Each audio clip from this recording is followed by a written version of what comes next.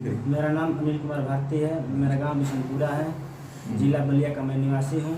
हमारे चाचा जी जो पूरा सीरियस में थे और उनका चांस नहीं था बचने का, तो वो वहाँ के डॉक्टर जो है वो रेफ़र कर दिए। तो मैं आईकान हॉस्पिटल में आया और वो पूरी तरह से बच गए और डॉक्टर जी हमारे भरपूर मदद किए, जिसमें टोटल इलाज का खर्चा हुआ था 45,000 रुपया, जिसमें मैंने 20,000 रुपया तक दिया। और हमारा पूरा जो फीस वो सब जितना भी था ट्रीटमेंट की दवा सब डॉक्टर साहब ने माफ़ कर दिया, ताकि वो बोले कि और 5 दिन के अंदर अगर आएंगे तो आपको दवा और भी फ्री में दिया जाएगा। कब से थे बीमारी? वो 4 तारीख को मतलब उनको हवा लग गया था, कहाँ लेकर आए थे? हेमरेज हो गया था। तो कहाँ लेकर आए थे दिखाने? स्टार्टिंग में मैं बलिया से रेफर हुआ तो मैं मऊ लेकर आया। मऊ में कहाँ पे दिखाए? दी आईकान हॉस्पिटल में डॉक्टर साहब से मुलाकात हुआ और ये अच्छे से उसका ट्रीटमेंट किया। यहाँ के नर्सें भी जितना है टाइम से मतलब उसका ट्रीटमेंट मतलब सही तरीके से दवा करती हुई, मतलब वो कोई भी कमी नहीं छोड़ी। तो डॉक्टर साहब भगवान का रूप? डॉक्टर साहब तो हमारे लिए पूरा भगवान का ही रूप है, जब तक कि हमारे चाचा जी को बचा लिए। और नर्स भी अपने पूरा टाइम से वो काम करती, मैंने एक भी मतलब कमी हमको नहीं दिखा यहाँ पे। ठीक, अपना परिचय बताइए। मैं डॉक्टर राहुल शुक्ला, डायरेक्टर दी आईकॉन हॉस्पिटल, पुरानी तहसील शहादतपुरा मऊ। जी डॉक्टर साहब, एक मरीज है जो काफी आपकी प्रशंसा कर रहा है, क्या वजह है?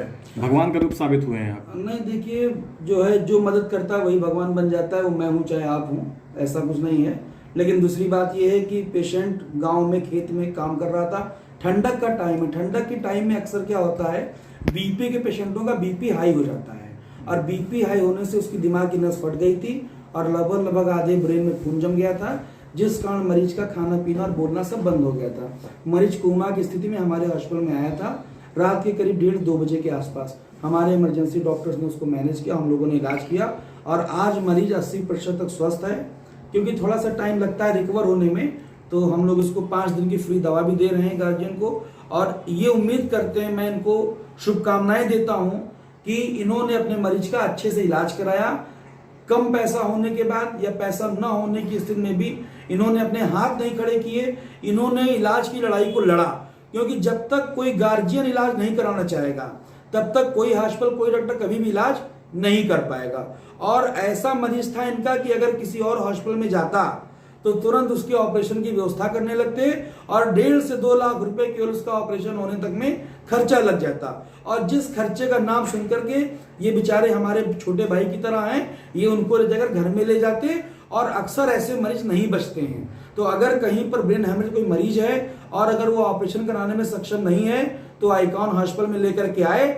मैं ये विश्वास दिलाता हूं कि आईकॉन हॉस्पिटल इलाज की एक मिसाल पेश करेगा और पूरा प्रयास करेगा कि मरीज बचे और सही होकर घर जाए। और गार्जियन भी कर्जे में ना आए कि अपना घर बेच दिया, जमीन बेच दिया, द्वार बेच दिया, 2-2.5 लाख रुपए खर्च हो गए, ऐसा कोई काम ना हो। जैसा कि इन्होंने बताया कि 45,000 का बिल था, इन्होंने जो 20-22-25,000 रुपए दिया, उसके बाद ये बोले कि हम बहुत गरीब हैं। तो हमने कहा चलिए, गरीब तो आज डेट में सभी हैं, आप हैं, हम हैं, अमीर कोई बचा नहीं है, लेकिन चलिए फिर भी आपकी पूरी मदद होगी। आप युवा हैं, मेरी आपको शुभकामनाएं हैं। भविष्य भारत का आप ही लोगों के हाथों में।